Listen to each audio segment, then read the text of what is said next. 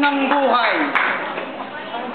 Tuwing umagang ako'y babangon, kalakip nito'y panibagong mga hamon.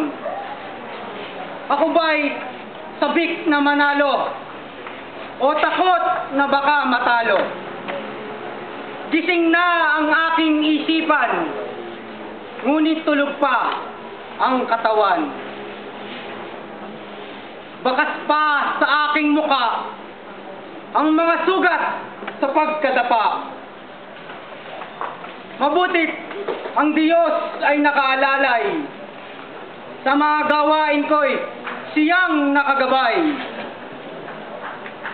Sa bawat laro, siya ang kakampi, hindi niya hahayaang ika'y maapi. Ako'y hinding-hindi mandaraya, para lang sa iba'y magmukhang kaaya-aya.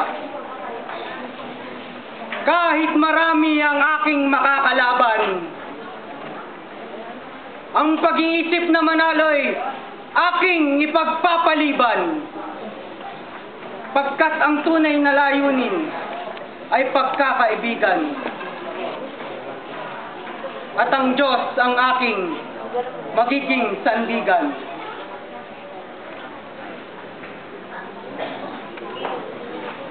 Mahalaga pala ang pakikisama, ang pagmamahal sa kapwa, iyong ipadama.